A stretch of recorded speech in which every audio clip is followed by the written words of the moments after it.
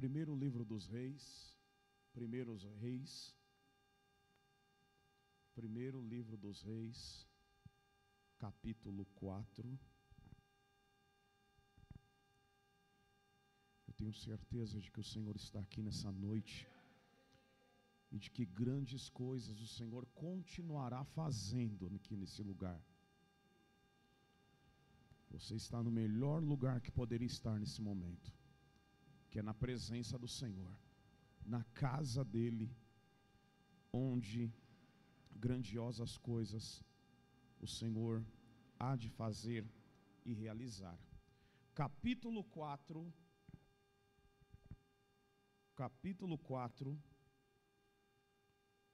do primeiro livro dos Reis, versículo de número 7.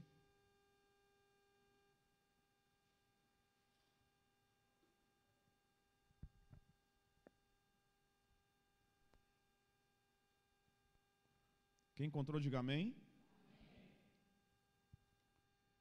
Primeiro Reis, capítulo 4, verso 7, nos diz assim: E tinha Salomão 12 provedores sobre todo o Israel, que proviam ao rei e à sua casa, e cada um tinha a prover um mês no ano. Versículo de número 20 diz assim: Eram, pois, os de Judá e Israel muitos, como a areia que está ao pé do mar, em multidão, comendo e bebendo e alegrando-se. E dominava Salomão sobre todos os reinos, desde o rio Eufrates até a terra dos filisteus, e até o termo do Egito, os quais traziam presentes e serviram a Salomão todos os dias da sua vida. Era, pois, o provimento de Salomão, cada dia, 30 coros de flor de farinha e 60 coros de farinha, 10 vacas gordas e 20 vacas de pasto, 100 carneiros, afora os veados e as cabras monteses, e os corços, e as aves cevadas, porque dominava sobre tudo quanto havia da banda de cá do rio Eufrates, de Tifsa até Gaza, sobre todos os reis da banda de cá do rio, e tinha paz de todas as bandas em roda dele. Judá e Israel habitavam seguros, cada um debaixo da sua videira e debaixo da sua figueira, desde Dan até Berseba, todos os dias de Salomão. Tinha também Salomão 40.000 estrebarias de cavalos para os seus carros e 12.000 cavaleiros. Proviam, pois, estes provedores, repita comigo, proviam, pois, estes provedores, cada um no seu mês. Proviam, pois, estes provedores, cada um ao seu mês, ao rei Salomão, e a todos quantos se chegavam à mesa do rei Salomão, coisa nenhuma deixavam faltar. Traziam a cevada e a palha para os cavalos e para os jinetes, para o lugar onde cada um, segundo o seu cargo. Amém? Feche os teus olhos nesse momento. Eu quero fazer mais uma oração nessa hora. Pai, nós estamos na Tua presença, e é bem verdade e sabido por todos nós, assim como acabou de ser falado, o Senhor escolheu este lugar, esta casa, para fazer habitar o Seu nome, e aqui o Seu nome ser adorado, exaltado, glorificado e bendizido, Senhor. Meu Deus, eu quero louvar ao Seu nome, louvar ao Senhor, pela vida de cada pessoa que está aqui. Quero pedir ao Senhor nesta hora, que o Senhor repreenda agora, meu Pai, todos os pensamentos e propósitos contrários, tudo aquilo que tira a atenção do Teu povo e da Tua igreja. Eu venho diante do Senhor pedir que o Senhor leve todos os pensamentos cativos à Tua presença. Dá-nos, ó Deus, a mente do Seu Filho Jesus, para que possamos compreender, entender e perceber o que o Senhor tem a comunicar sobre as nossas vidas pelo Seu Santo Espírito. Que nós aqui, como terras férteis, como terras, ó Deus, umedecidas, possamos receber a Sua preciosa semente, que é a Sua palavra, e desfrutarmos, meu Deus, de algo poderoso, extraordinário e inédito em nossas vidas. Meu Pai, abençoa toda a Tua igreja e nos dá, Senhor, a Sua graça, no nome de Jesus, eu te peço e te agradeço. Amém. Você pode aplaudir a palavra do Senhor?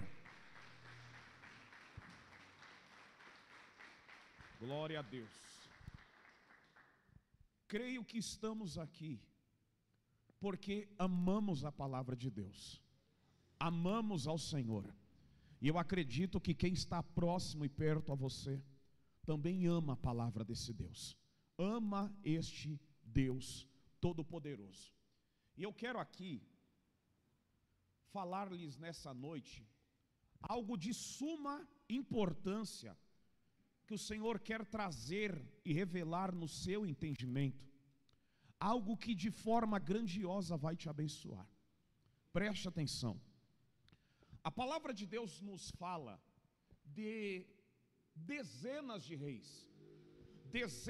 reis que foram levantados, foram escolhidos, foram ungidos, ou até mesmo se autopromoveram. Reis estes que tiveram as suas histórias, alguns mais ilustres, outros menos ilustres, mas de todos os reis que a Bíblia vai citar e vai narrar, existe um rei em especial, todos esses abaixo de Cristo, é claro, que já nasceu rei. Nós falamos de um rei que é filho de um homem segundo o coração de Deus, rei Salomão. E eu gostaria que você percebesse uma coisa e redobrasse a sua atenção aqui nessa noite, porque o Senhor vai mudar o quadro da história de pessoas aqui. O Senhor vai fazer algo tão poderoso, tão impactante na história. Eu não posso ser leviano para dizer na história de todos, mas na história de muitos aqui, que entenderem o propósito, que entenderem o princípio, que entenderem aquilo que o Senhor tem para fazer e para realizar na história desta igreja, na história das famílias nesta casa de oração. A palavra de Deus nos fala da história de um homem chamado Salomão. E o texto que nós fizemos leitura, no capítulo 4 do primeiro livro dos reis, vai narrar um momento da história de Salomão, onde Salomão terá 12 provedores. Repita comigo, 12 provedores. Não, dá para melhorar, diga 12 provedores. Só os homens, 12 provedores. Agora só as mulheres, 12 provedores. A Bíblia nos diz que Salomão, ele chegou a ter 12 provedores. Logo no início do seu reino, logo no início do seu trabalho, logo no início da sua jornada. Salomão, ele chegou ao momento da sua caminhada e da sua história de estabelecer e constituir 12 provedores. Nós iremos entender que estes 12 provedores, quando buscamos na história, não eram 12 homens ricos, milionários ou bilionários. Eram homens comuns, eram pessoas comuns no reino. Eram pessoas que viviam uma vida comum, que viviam uma vida normal, que viviam uma vida corriqueira na sua jornada e na sua história. Porém, foram levantados como provedores. E esses homens que foram levantados como provedores, dentro do reino de Salomão, dentro da casa do reino de Israel, tiveram as suas vidas marcadas, tiveram as suas histórias marcadas, tiveram seus nomes acrescentados, tiveram o DNA da sua história e da sua vida transformado, e foram habilitados a viver grandezas na presença do Senhor. A Bíblia vai nos dizer que esses homens que foram chamados e foram escolhidos, eles entenderam o propósito. E ao dizer que eles entenderam os propósitos, precisamos dizer que eles perceberam algo que o Senhor leva muito em consideração, aquilo que nós falamos e chamamos de princípios. Porque um provedor não é aquele que nasce rico, e provedor também não é aquele que é rico, mas é aquele que entende os princípios do mundo espiritual. É para quem entende o poder do sacrifício. E quando nós começamos a falar de sacrifício, nós não estamos falando de dor. Sacrifício, nós não estamos falando de sofrimento. O sacrifício não é sofrimento. Sacrifício destrói o sofrimento e faz um provedor nascer. Escuta o que eu estou dizendo. Sacrifício não é sofrimento. Sacrifício destrói o sofrimento e faz nascer um provedor na terra. Antes de qualquer pessoa na história ou na terra se tornarem ou alcançar um nível de provedor, eles precisam antes alcançar um nível de prosperidade. Ou seja, não dá para eu me tornar provedor sem antes eu me tornar uma pessoa próspera.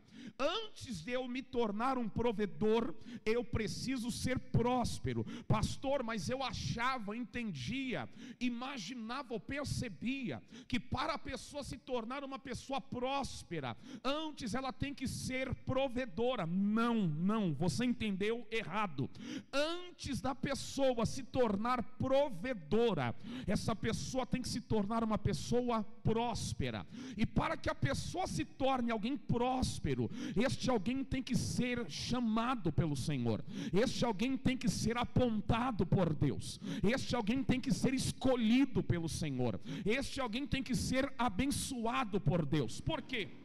Antes de nós nos tornarmos provedores e os nossos DNAs espirituais forem acrescidos, acrescentados, agregados e forem aumentados e também inseridos algo da parte de Deus, precisamos ser abençoados por Deus. E quando começamos a entender isso acerca de prosperidade, quando falamos de prosperidade, eu acredito que todos que estão aqui gostariam de ser pessoas prósperas.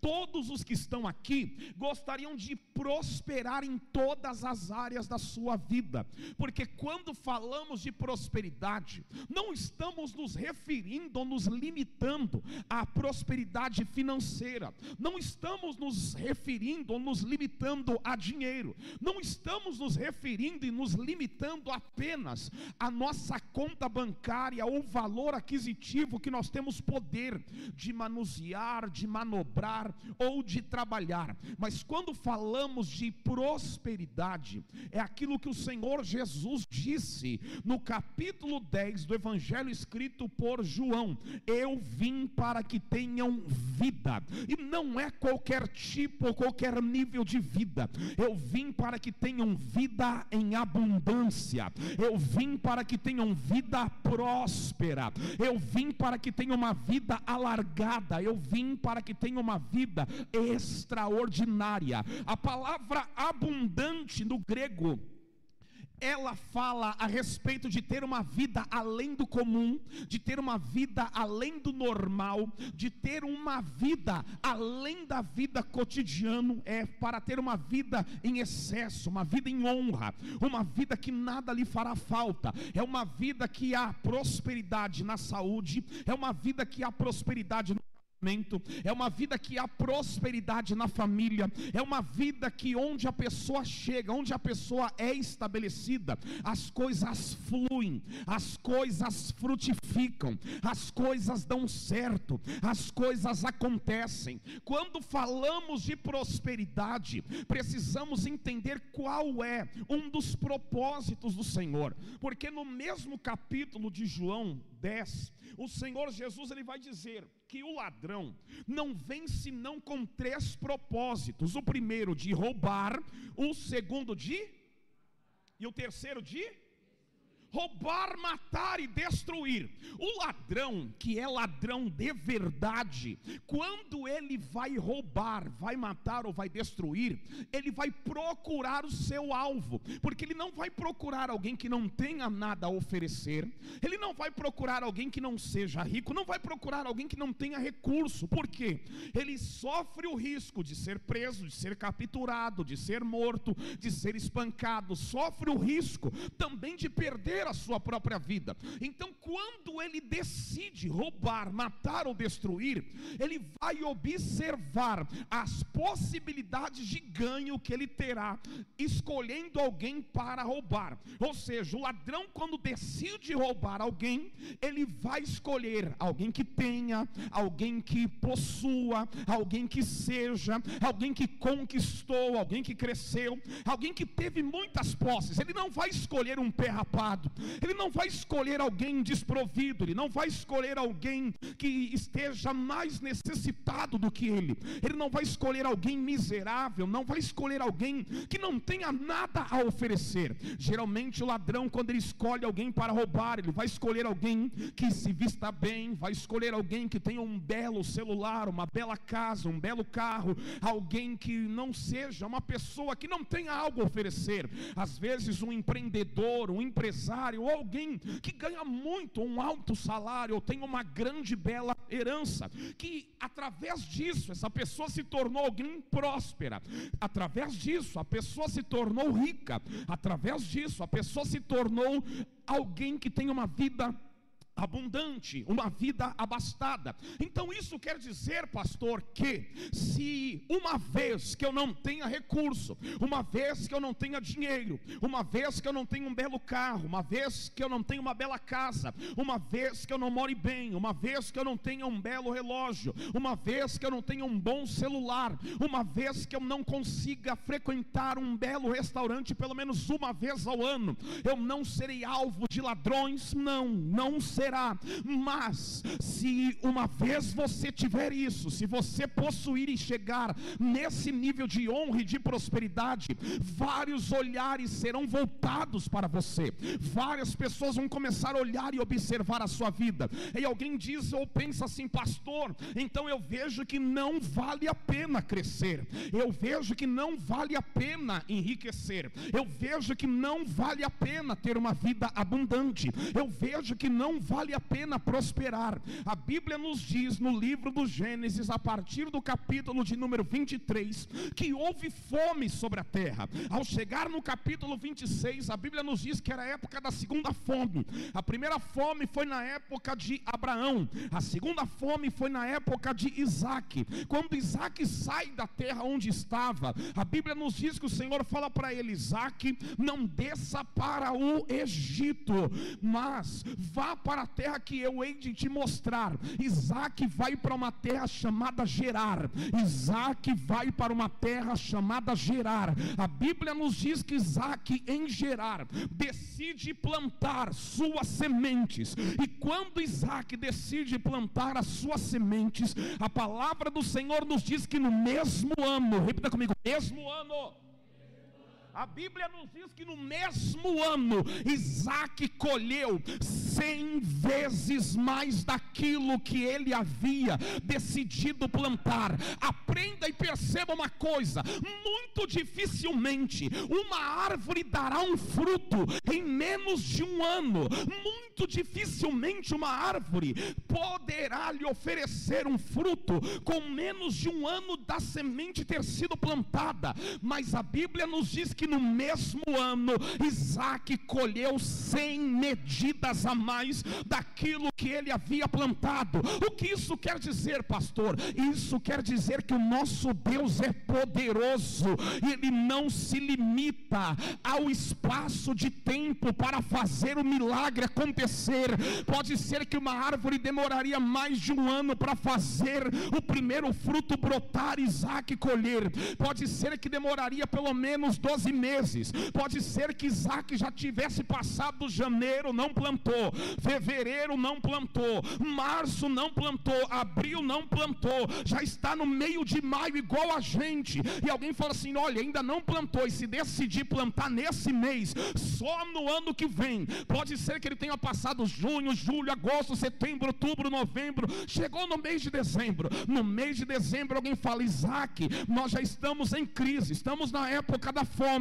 E se você decidir agora plantar, ou seja, se você decidir agora fazer aquilo que você não fez o ano todo, aquilo que você não fez a vida toda, aquilo que você não fez em toda a época de semeadura, pode ser que se você fizer agora vai demorar no mínimo um ano, mas a Bíblia nos diz que no mesmo ano, ou seja, não importa se eu passei janeiro e não fiz os meus propósitos, não importa se passou fevereiro, março, abril ou maio, Deus está dizendo: se você tiver a coragem de semear como Isaac semeou, de fazer como Isaac fez, mesmo dentro de um período que aos olhos de alguém parece loucura, Deus vai fazer você colher ainda dentro deste ano de 2025 100 vezes mais daquilo que você lançar sobre a terra fértil, sobre o altar do Senhor.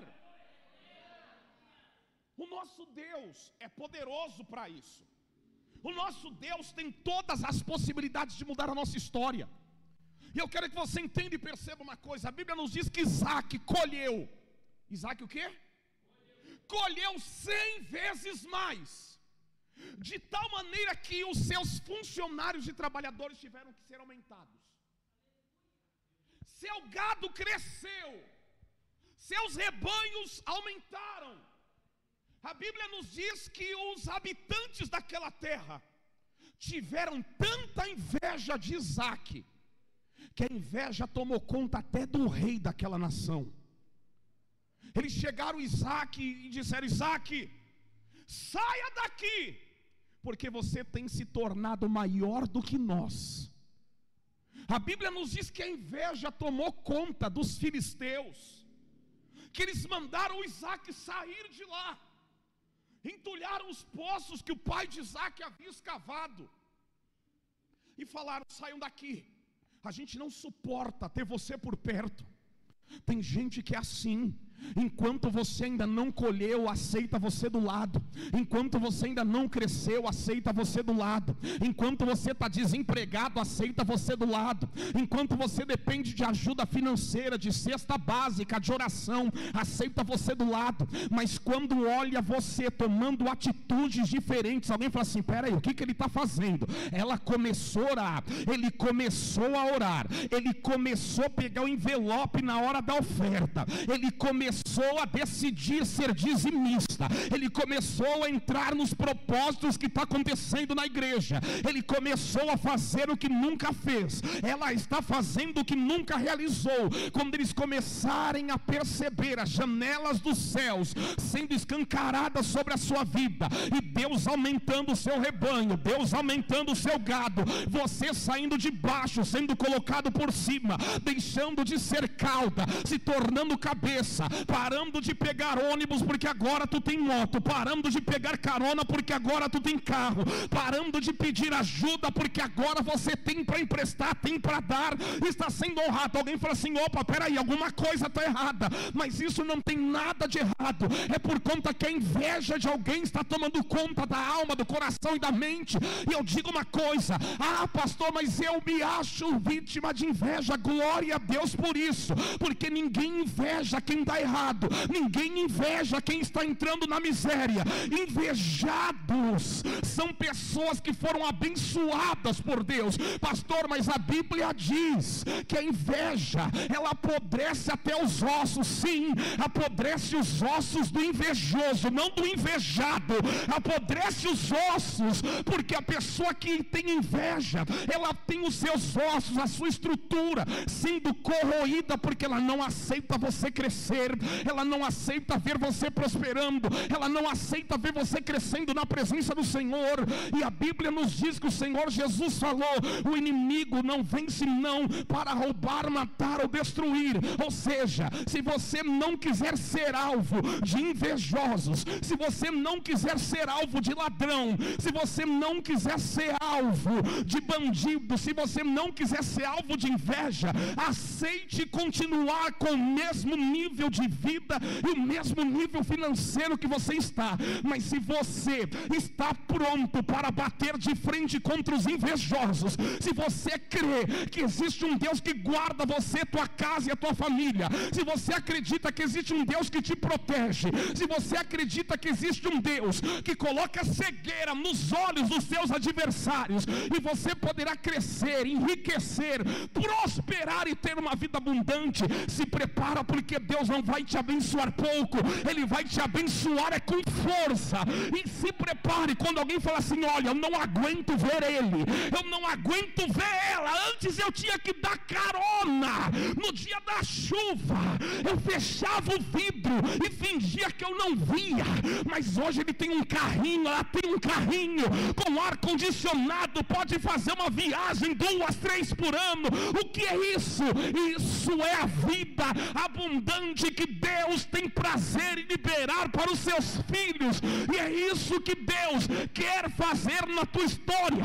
Os ladrões, os inimigos invejosos, que continuem com inveja, porque Deus vai te abençoar com força. Ele vai te abençoar com força.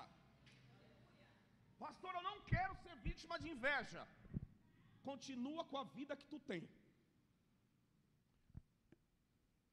Pastor, eu estou pronto como Isaac para ser invejado. Pastor, eu estou pronto como Isaac para o governo vir aqui querer cobrar meu imposto de renda. Eu quero ser o maior pagador de imposto e tributo do Brasil. Eu quero ser o maior pagador de dízimo da cidade de Guarulhos ou do estado de São Paulo. Eu estou pronto para crescer, eu estou pronto para ser invejado, eu estou pronto para prosperar, eu estou pronto para romper o nível da prosperidade. Eu estou pronto para me tornar provedor. Antes de alcançarmos o nível de provedores, precisaremos alcançar o nível de prosperidade.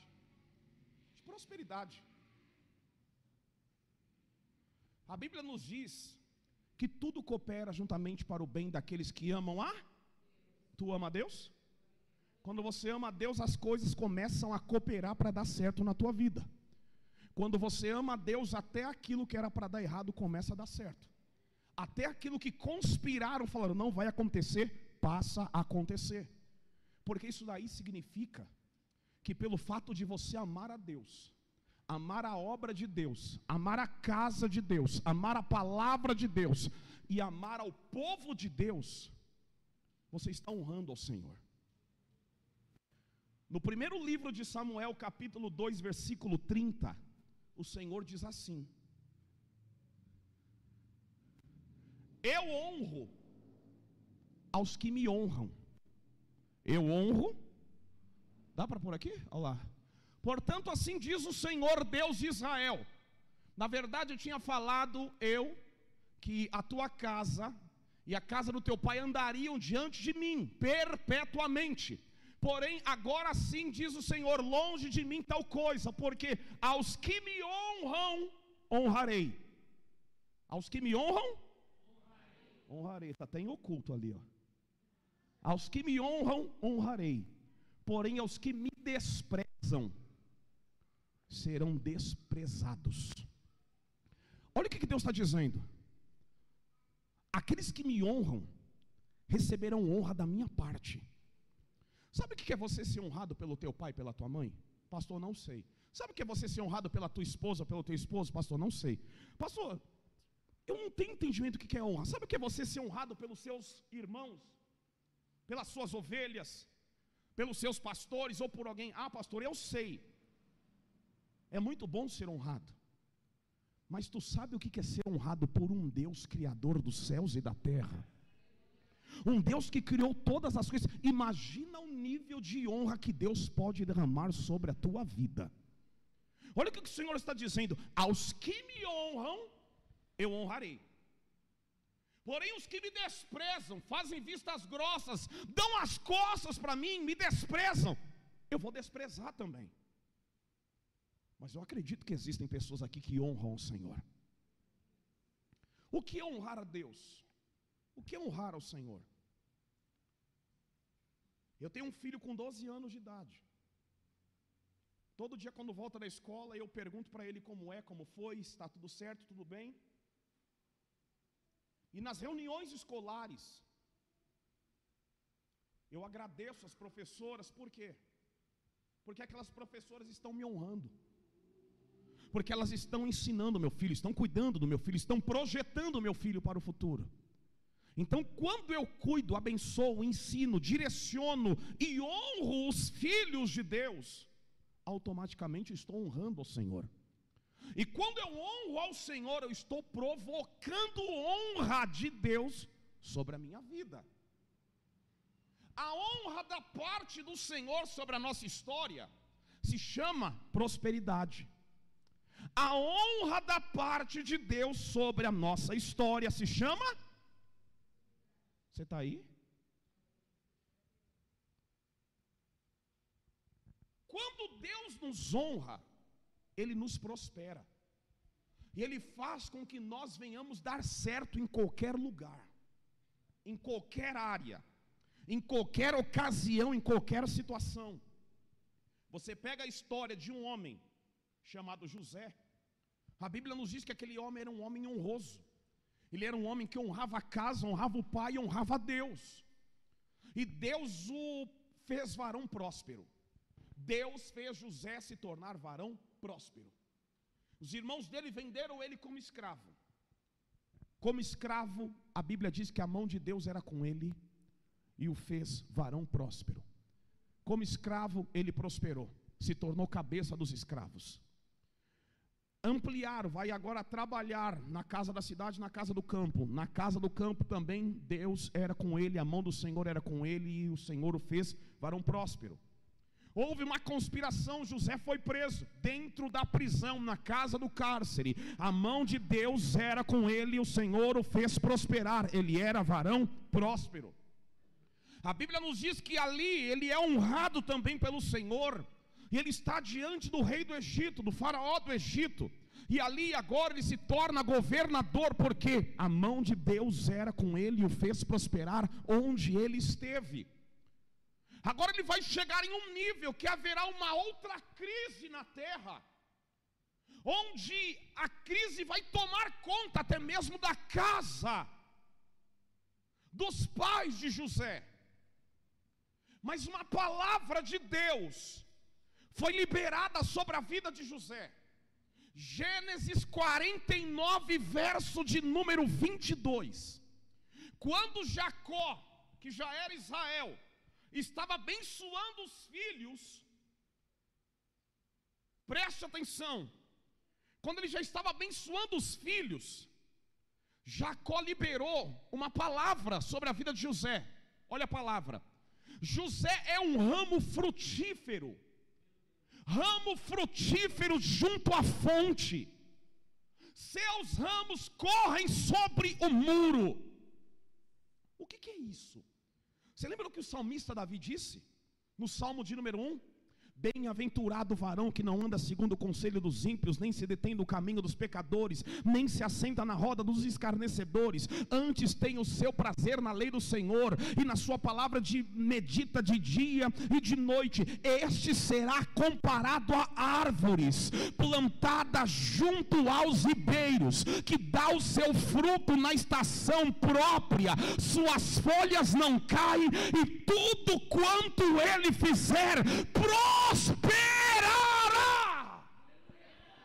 Deixa eu te dizer uma coisa: quer que uma árvore dê certo, plante ela perto de ribeiros, plante ela perto das fontes, plante ela perto das águas. Olha a palavra de Jacó sobre José. José não é qualquer coisa. Os irmãos, um parece uma gazela, Judá parece um leão, Dan parece uma serpente, mas quando Jacó olha para José, ele fala assim: José não é bicho, José não é animal, José é um ramo frutífero aos meus olhos e aos olhos de Deus. Ele será um ramo frutífero, e um ramo frutífero não é em qualquer lugar, é um ramo frutífero perto de fontes de águas. Este homem vai dar tanto fruto, ele vai prosperar de uma tal maneira que o fruto dele vai cair até do outro lado do muro. Sabe assim, quando você planta uma árvore frutífera na sua casa, o que cai na tua casa é teu. Às vezes o galho, ele atravessa o muro, e aí o vizinho fala: opa, atravessou aqui, eu também vou ser abençoado. Ou seja, eu nem plantei, estou colhendo, eu nem semeei, estou recebendo. Jacó estava dizendo assim: José, Deus vai te abençoar de uma tal maneira que vai ter para você, vai ter para tua casa, vai ter para tua família, vai ter para os teus filhos, e até quem não é digno está do outro lado do muro, até quem não merece está do outro lado da fronteira, vai receber dos frutos que vão cair dos teus galhos, porque você não é uma árvore plantada em terra seca, você é plantado junto a uma fonte de água. Por isso as folhas não caem, os frutos não caem, e na hora certa a prosperidade vem, e você é honrado, meu filho. Eu vejo Deus plantando pessoas aqui, perto a águas cristalinas, águas limpas. Você, aos olhos de Deus, é uma árvore que até hoje alguém fala assim: nossa, nunca deu um fruto, nunca prosperou, nunca deu certo, nada aconteceu. Deus está dizendo: se prepara, porque eu vou mudar esse quadro. Eu sou um Deus que não apenas lanço sementes, mas eu sou um Deus que coloco a árvore onde eu quero colocá-la. Pastor, Deus muda a árvore de lugar? Claro que muda. A Bíblia nos diz que quando Deus criou as coisas, Ele organizou tudo. Ele disse para a terra: terra, produza árvores. Disse ou não disse? Sim ou não? Aí a Bíblia fala que ele foi lá e plantou um jardim no meio do Éden. O Éden, ele era circulado por 4 rios, e a Bíblia fala que no meio do jardim Deus mandou aparecer alguma árvore? Não. Deus plantou alguma semente? Não. A Bíblia diz que Deus foi lá e plantou uma árvore. É muito diferente você plantar uma semente do que você plantar uma árvore. A Bíblia diz que Deus plantou uma árvore, ou seja, para eu plantar uma árvore, essa árvore já tem que existir. Essa árvore já tem que estar grande. Essa árvore já tem que estar pronta. Ou seja, já estou dizendo assim, olha, eu vou tirar você. Eu vou arrancar você de um lugar que você não dava fruto. E eu vou colocar você não perto de um rio, não perto de uma fonte, mas eu vou colocar você no meio de 4 rios, porque se não der certo com um, vai dar certo com o outro. Se não der certo aqui, vai dar certo ali. Se não prosperar lá, vai prosperar aqui. Eu vou te colocar para você ser circulado por rios, e de uma forma ou de outra, você está obrigado a dar certo na minha presença. Quando Deus decide arrancar você de setor, arrancar você de um bairro, arrancar você de um lugar, arrancar você de um estado, arrancar você de uma empresa, colocar em outra, arrancar de um ministério, colocar você aqui, é porque Deus viu que você poderia ter frutificado mais e não frutificou, e a culpa não era sua, mas é porque o lugar onde tu estava era terra seca, e agora Deus está dizendo, eu tenho te plantado num lugar onde água não falta, nutriente não falta, vida não falta, cuidado com o jardim não falta, e aqui você vai prosperar, porque aqui é onde as árvores são plantadas junto a ribeiros, suas folhas não caem, tudo quanto faz prospera e dá o seu fruto na estação própria e desejada.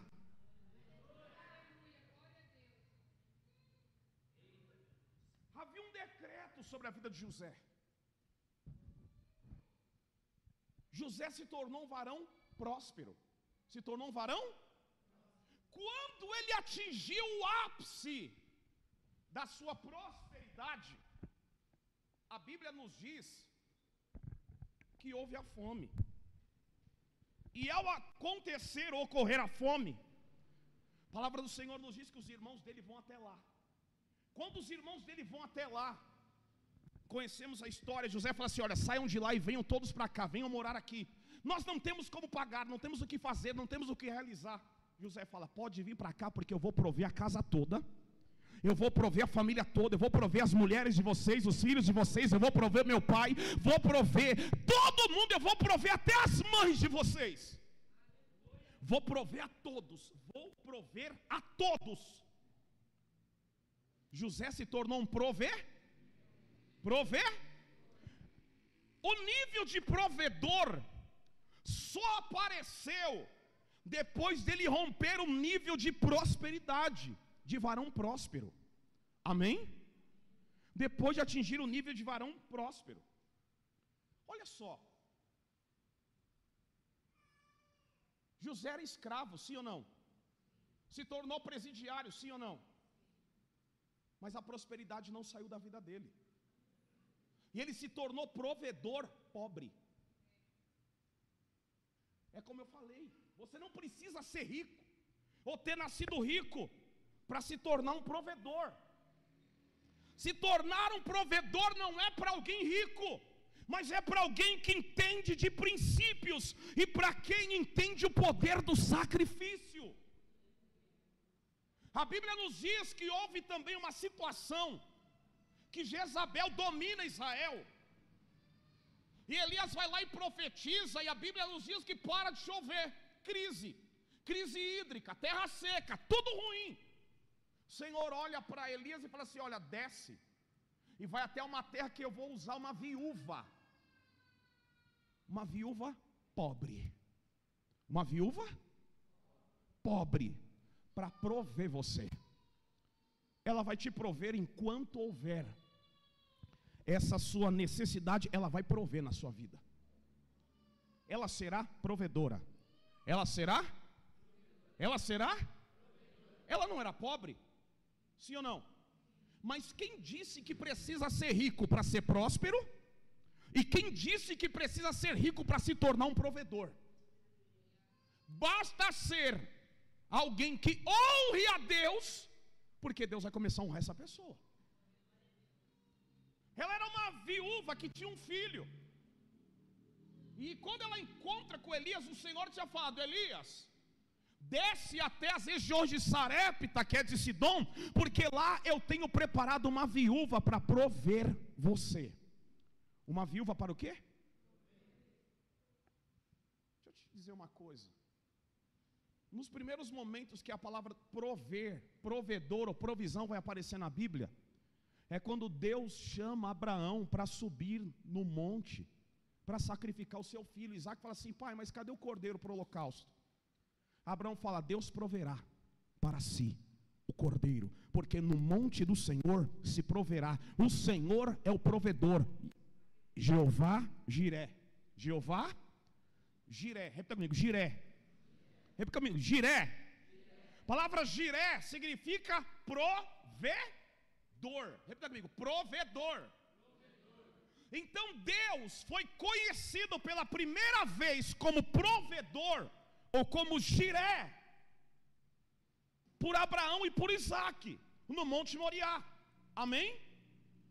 Quando Deus honra José, que era bisneto de Abraão, no Egito, José foi conhecido como Zafenate Paneia Jiré, o Salvador do mundo, que é o provedor, porque ele proveu no Egito na época da crise, ele proveu honra na época da prosperidade, ele proveu os irmãos, ele proveu o pai, ele proveu os sobrinhos, ele proveu até quem fez mal para ele. Ele era um Jiré, ele era um provedor,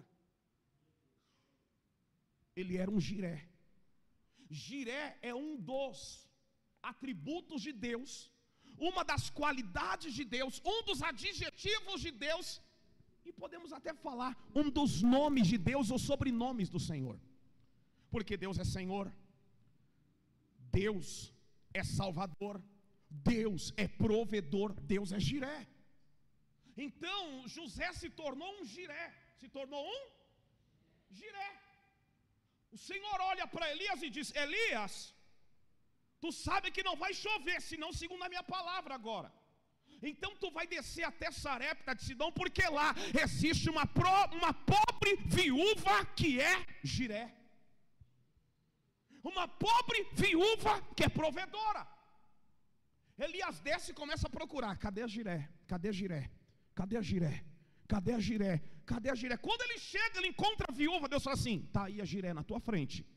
Ele olha para aquela mulher e fala assim: mulher, o que é que tu vai fazer? O que tu está pensando? O que tu tem na tua mente? Ela fala assim: olha, a tua serva não tem nada, a não ser um pouquinho de azeite na botija e um pouquinho de farinha na panela. O meu projeto e o meu propósito é preparar um bolo para mim e para o meu filho, e nós vamos comer e vamos morrer. Elias falou: tu não está entendendo quem você é. Deus te chamou para algo grandioso, mulher. O que tu tem na tua casa é só um pouquinho de azeite na botija e um pouco de farinha na panela. Se você entender o poder do sacrifício através do que você está vivendo e o que vai acontecer na tua história, você vai pegar esta farinha, vai pegar esse azeite, vai preparar um bolo. Não é nem para você primeiro, nem para o teu filho primeiro, tu vai preparar para mim. E quando tu fizer isso, alguém vai falar assim: o profeta é louco, o profeta é um mercenário, porque está vendo alguém pobre, está vendo alguém que não tem dinheiro, está vendo alguém que não tem provisão, mas o profeta está vendo o que ninguém está vendo. O profeta está vendo que ela é provedora, só precisa ser ativada no mundo espiritual. E o que ativa um Jiré, o que ativa um provedor no mundo espiritual é o sacrifício, porque o sacrifício ele bloqueia o sofrimento e ativa a prosperidade, honra e provisão na vida da pessoa.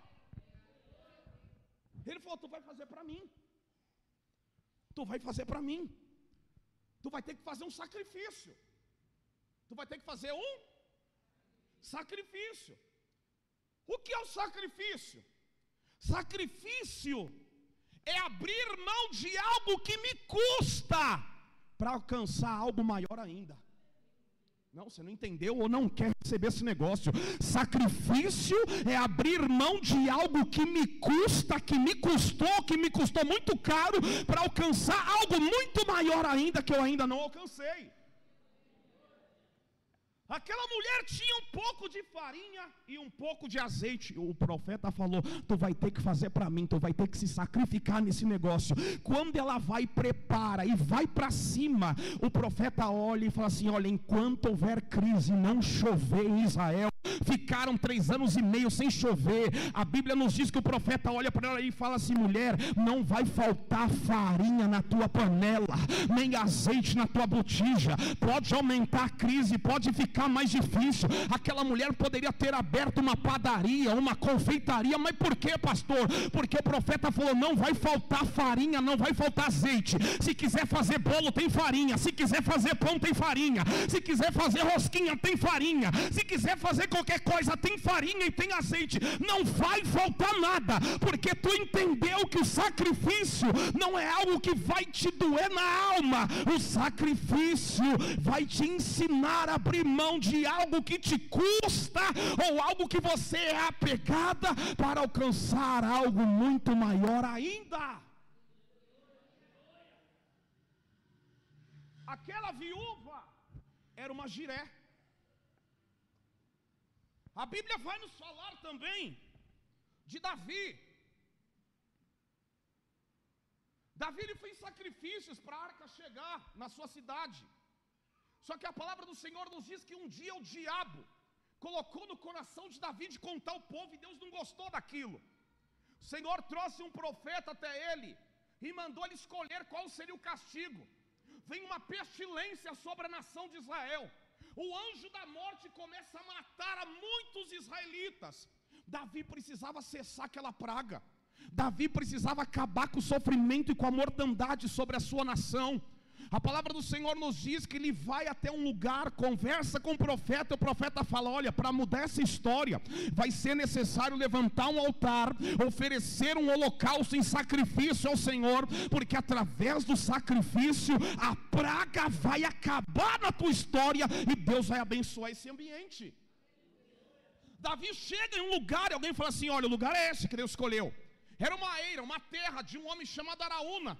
Quando Davi chega com a sua comitiva, Araúna sai e fala: o que eu devo ao rei? Davi fala assim: olha, Deus escolheu a tua terra, Deus escolheu esse terreno, Deus escolheu esse espaço para nós adorarmos Ele, para nós levantarmos um templo a Ele. Eu preciso. Ele fala assim: toma aqui, toma, pega tudo. Pega os bois, sacrifica, pega todas as cercas, levanta aqui, você queima tudo, oferece as minhas vacas, meus bois, pega tudo. Davi fala assim: eu não posso entregar para Deus aquilo que não me custa. Eu não posso entregar para Deus aquilo que eu não sinto falta, aquilo que não me dói. Eu não posso entregar para Deus algo que não mexe comigo, mas eu vou pagar o preço justo. Eu vou sentir o peso do dinheiro, do ouro, saindo do meu bolso, e eu vou comprar isso. Depois que eu comprar e pagar o preço justo, aí sim eu entrego para Deus. Davi vai lá e entrega. Tudo aquilo que ele compra de Araúna, é justamente na eira de Araúna que o templo que Salomão constrói é erguido. E a Bíblia nos diz que depois que Davi entrega todos os holocaustos e sacrifícios no altar, na eira de Araúna, como foi falado aqui pela pastora, que Deus escolhe lugar para estabelecer o seu nome, Deus escolhe o lugar para ser cultuado, Deus escolhe o lugar para ser adorado, Deus escolhe o lugar para abençoar. Deus tinha escolhido aquele lugar, o homem ofereceu para Davi, e Davi disse: não, eu não quero entregar para Deus de qualquer maneira, eu vou pagar o preço, eu vou fazer o dinheiro sair de mim, eu vou gastar, e depois eu entrego para o Senhor. A Bíblia nos diz que quando ele fez isso, na mesma hora o anjo da morte foi repreendido, a praga foi cessada, a mortandade acabou, e Israel voltou a prosperar na presença de Deus. A Bíblia nos diz isso, segundo Samuel capítulo 24, versículo 24, que Davi fez este sacrifício de holocaustos aos olhos do Senhor. Salomão agora é chamado por Deus. Salomão é chamado, e quando ele é chamado por Deus, a Bíblia nos diz que ele começa a se tornar um rei mais ilustre do que seu próprio pai. A Bíblia nos diz que 12 provedores são levantados. Quantos provedores? 12. Repita comigo, 12. 12 o quê? Provedor é o quê mesmo? Jiré. Jiré é um dos nomes de quem? De Deus, um dos atributos de Deus, uma das características de Deus, um dos adjetivos de Deus. 12 Jirés são levantados. Quem são os profetas na terra? Repita comigo, profetas. Diga, profetas são a boca de Deus na terra. Repita comigo, Jirés, provedores, são as mãos de Deus na terra.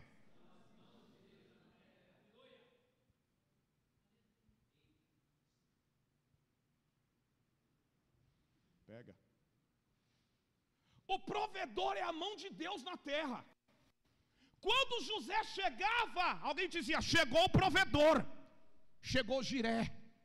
A mão de Deus acabou de entrar aqui, ó. Quando a viúva vinha na direção de Elias, Elias estava com fome, Gustavo. Elias olhava e dizia, a mão de Deus está chegando, eu vou comer, eu vou ser abençoado, a história vai mudar. A Bíblia nos diz que quando a peste e a morte estava tomando conta de toda a nação de Israel, Davi se levantou como um Jiré. Em 2 Samuel capítulo 24, versículo 24, e na eira de Araúna alguém diz, o rei Davi, homem segundo o coração de Deus, se tornou um provedor da vida, se tornou um Jiré, pois ele está chegando e a morte vai cessar, a morte, a praga e a pestilência vai cessar, porque onde o Jiré chega, onde o provedor chega, a fome bate em retirada, a crise bate em retirada, o choro bate em retirada, o medo bate em retirada, o desespero bate em retirada. E o que Deus tem para mim, para a tua vida aqui nessa noite é, eu quero te elevar a um nível tão grandioso e extraordinário de prosperidade na minha presença, que quando você romper o nível da prosperidade, eu vou mudar o teu DNA. Como que Deus vai mudar meu DNA? Eu vou acrescentar no teu DNA o Jiré. Eu vou acrescentar no teu DNA que você não é apenas um adorador, você também se tornou provedor, que você não é apenas próspero e pregador, você se tornou um Jiré na presença de Deus. Tu vai chegar no meio da tua casa, da tua família, alguém vai poder estar em desespero dizendo, nossa, está faltando gás, não dá para viajar porque falta gasolina, não dá para fazer um churrasco porque não tem carne, a picanha que foi prometida não chegou. Quando você chegar, alguém vai dizer, Jiré chegou, a mão de Deus chegou, a providência chegou. Quando tu chegar, alguém vai dizer, aquele amigo não é apenas próspero, ele é provedor da presença de Deus. Você será conhecido não apenas como boca de Deus na terra, que quando abre a boca Deus fala, tu será conhecido como mão de Deus na terra, que onde entra o negócio acontece, onde chega a bênção é estabelecida.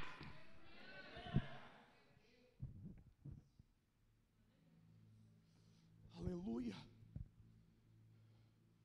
A Bíblia nos diz que Salomão teve 12 Jirés, 12 provedores, 12 mãos de Deus na vida dele. A Bíblia nos diz que cada um desses provedores não eram inicialmente homens ricos, não eram inicialmente homens cheios de dinheiro, mas eram pessoas desejosas a servir, desejosas a ajudar, desejosas a cuidar, desejosas a abençoar, desejosas a fazer a diferença. Eles estavam dizendo, Salomão, olha para nós aqui, ó. A gente não tem o dinheiro que tu tem, a gente não tem o dinheiro que os reis que são seus amigos e amigos dos seus pais têm, mas se precisar de nós, liga para nós, se precisar de nós, chama a gente, se precisar de nós, manda mensagem, porque a gente chega aqui para fazer a acontecer.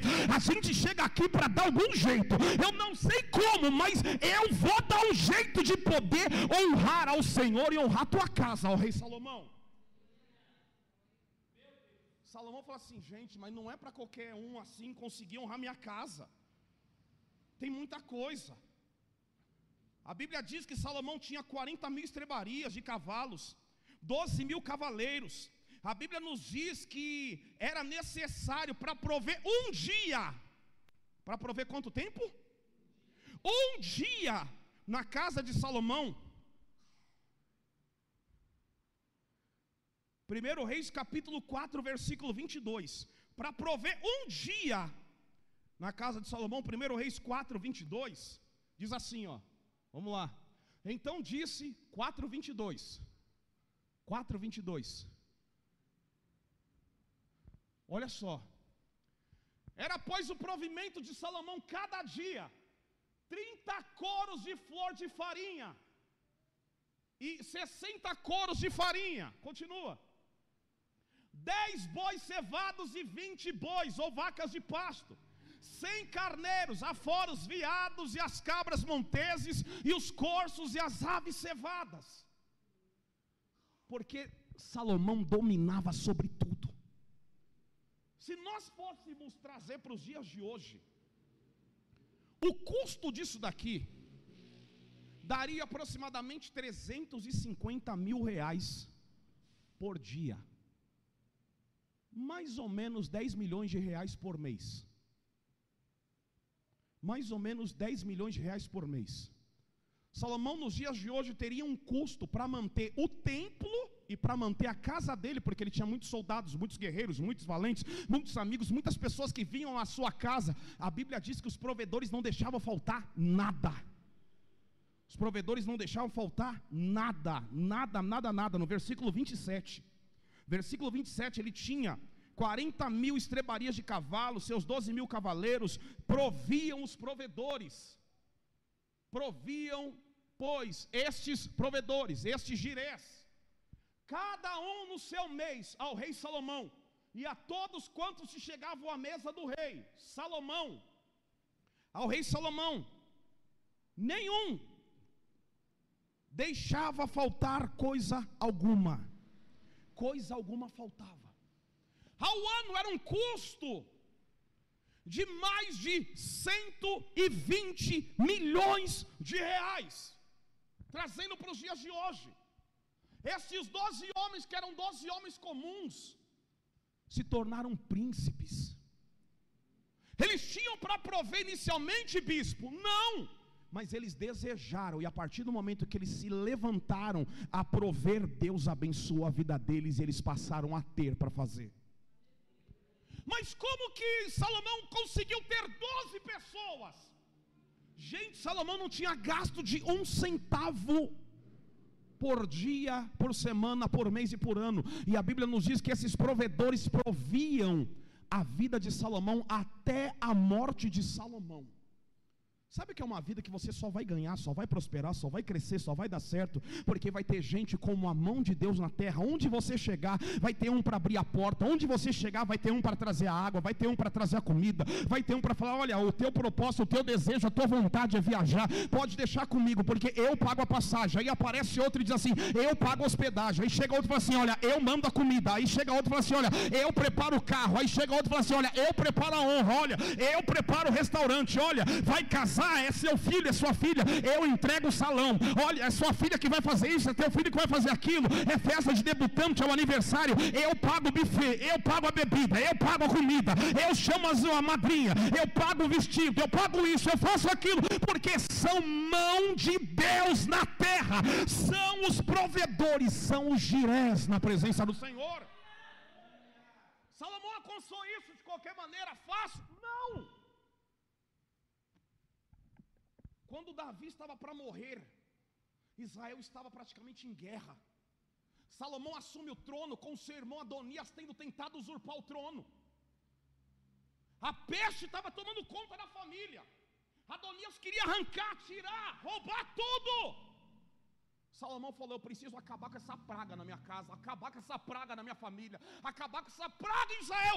Como que acaba com a praga? Como que acaba com a destruição? Como que uma história muda? Opa, já sei. Meu pai acabou com uma praga. Meu pai acabou com morte e com destruição. Segundo Reis 24:24, o anjo da morte já tinha matado dezenas de milhares. Meu pai se levantou, foi para o altar oferecer holocaustos em sacrifícios. Toda a praga, pestilência e mortandade acabou. E eu sei o que eu vou fazer. Eu vou subir um dos lugares mais sagrados que existem em Israel, a montanha de Gibeão. E na montanha de Gibeão tem um altar. Tudo que eu tenho, os 1000 bois que Adonias deixou, eu vou subir para entregar. Eu não vou entregar 2, 3, eu não vou entregar 10, 50, eu não vou entregar 500, eu vou entregar tudo. Eu vou entregar o quê? Repita comigo: tudo. Tudo não é oferta, não é movimento, não é alçada, tudo é holocausto.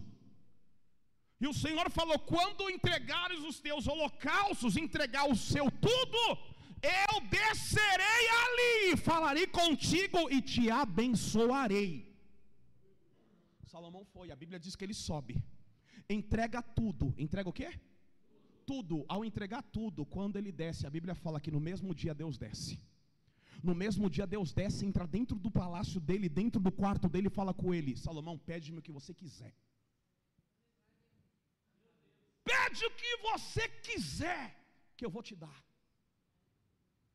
Salomão fala: o Senhor me abençoou tanto, me colocou diante de um povo mais numeroso do que todo o grão de areia que está na praia. O Senhor me abençoou de uma tal maneira, o Senhor me honrou tanto, que eu só quero prover teu povo com justiça, com equidade, com verdade, com inteligência, com honra. Eu só quero prover o seu povo, eu não quero mais nada. Eu quero julgar com retidão, eu quero fazer aquilo que está aos seus olhos, Senhor. Me dê sabedoria, conhecimento, entendimento, inteligência.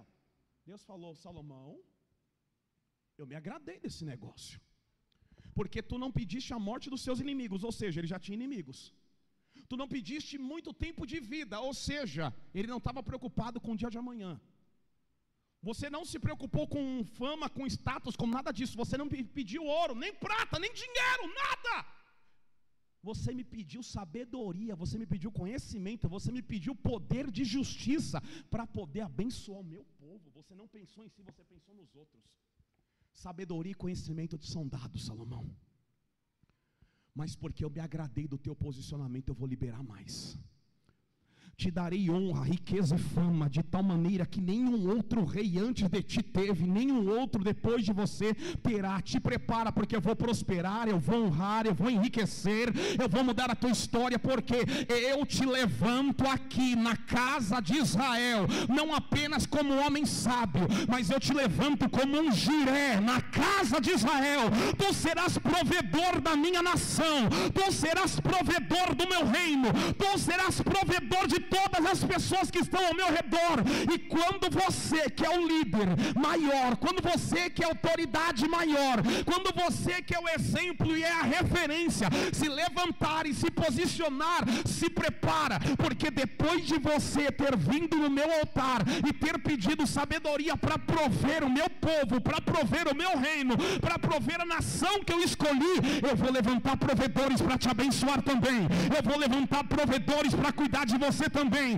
Não haverá necessidade, escassez, fome, pestilência, não haverá nenhum mal, porque assim como você se levantou e se posicionou, eu vou levantar homens para abençoar tua vida, tua casa e o teu ministério. A Bíblia nos diz que na mesma hora Salomão desperta, Salomão levanta, Salomão acorda. Ele diz assim: Deus falou comigo, Deus falou comigo. Ele sai correndo, ele fala: cadê a arca da aliança? Cadê a arca da aliança? Porque Deus fala lá, Deus se manifesta manifesta lá, Deus opera lá. Cadê a arca? Cadê a arca? Cadê a arca? Quando ele encontra a arca, a Bíblia diz que Salomão vai lá e ele pega mais holocaustos, ele pega mais sacrifícios. Ele diz: eu entendi, ontem eu entreguei 1000 bois, Deus falou comigo, hoje eu vou entregar de novo e ele vai falar de novo, porque quem entende o poder do sacrifício e do holocausto não é alguém que fala assim: ai, será que eu vou ou não vou, entrego ou não entrego, faço ou não faço. Não, ele tem a certeza que o Deus que falou ontem, proveu ontem, é o Deus que fala hoje, provém hoje, é o Deus do pão de cada dia, é o Deus do maná diário, é o Deus que faz o milagre acontecer, o Deus que proveu no dia de ontem, é o Deus que vai fazer o milagre acontecer novamente. Fica de pé, por gentileza. Por gentileza, fique de pé.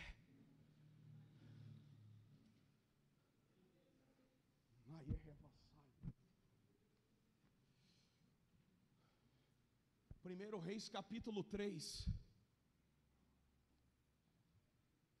Primeiro Reis capítulo 3, versículo 15. Diz assim, ó. Primeiro Reis 3, 15. E acordou Salomão, e eis que era um sonho, e indo a Jerusalém, pôs-se perante a arca da aliança do Senhor, e sacrificou holocaustos, e preparou sacrifícios pacíficos. E fez um banquete a todos os seus servos. Ele tinha feito um holocausto um dia antes. Deus falou com ele no mesmo dia. Quando ele acorda, ele vai lá novamente diante da presença do Senhor, falar: eu sei o que Deus está fazendo aqui. Eu nunca mais me ausento do altar da arca e da presença do Senhor. Eu quero compromisso, eu quero propósito, eu quero Deus falando comigo, eu quero Deus provendo na minha vida, eu quero prover na vida do reino, eu quero prover na vida das pessoas, eu quero prover na vida do povo, eu quero que Deus levante pessoas para prover na casa dele, que Deus levante pessoas para prover no meu templo, para prover no meu palácio, porque a obra não vai parar. Provedores e provedoras são Jirés.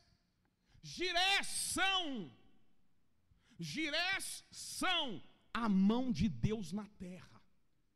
Onde chega e quando chega, o desespero acaba, porque sabem que a provisão de Deus chegou, sabem que a mão de Deus acabou de se manifestar, e o que o Senhor tem para as nossas vidas é enxertar, inserir o DNA dele na vida de cada um de nós, dizendo: você não será apenas pregador, cantor, tocador, porteiro, recepcionista, dirigente de culto, de oração, líder das mulheres, das crianças, dos jovens. Você se tornar um Jiré, se tornará um Jiré na casa e na presença do Senhor. Deus vai mudar histórias, Deus vai mudar vidas, Deus vai operar maravilhas, Deus vai fazer algo grandioso. Tu crê nisso? Tu crê que Deus vela para cumprir a palavra dele? Tu crê nisso? Salomão fez o que nunca havia feito na história dele. Salomão fez o que ele nunca fez na vida dele. Salomão fez o que ninguém nunca havia feito na história de Israel. Deus falou para ele: eu vou fazer na tua vida o que eu nunca fiz na vida de ninguém. Bispo, estende as mãos. Deus está liberando e trazendo essa unção sobre a sua vida. Deus está enxertando, inserindo no teu DNA essa unção e autoridade de Jiré, de provedor. Não será apenas o tocador, o bispo, o pastor, o pregador, o adorador, o cantor. Será também aquele que Deus prosperou e se tornou provedor na casa do Senhor. Através da sabedoria, conhecimento, entendimento e graça que o Senhor libera sobre a tua história, a justiça vai ser estabelecida, a paz vai reinar dentro desse ambiente, a bênção do Senhor vai ser derramada sobre a vida de milhares, dezenas de pessoas dentro deste ambiente. O nome do Senhor será evidenciado na tua história e na tua vida, porque a partir do momento que Salomão se levanta e se posiciona, Deus começa a preparar preparar os 12 que estarão ao redor dele, provendo também. A partir do momento que tu se levanta e se posiciona, Deus começa a preparar os 12 que proverão dentro dessa casa, que proverão na tua casa, na tua vida e na tua família. Te prepara, porque tem honra e prosperidade de Deus sendo liberada sobre a tua história, porque existe um Deus que não levanta apenas varões e varoas prósperas, mas existe um Deus que levanta provedores, que não são a boca de Deus na terra, mas são a mão de Deus onde chegam. Tu será a mão de Deus nessa terra. Tu será a mão do Senhor nesta terra. Onde tu chegar e entrar, vão dizer: a mão de Deus está aqui, a providência do Senhor chegou, a história foi mudada. Niascominere que a fácia.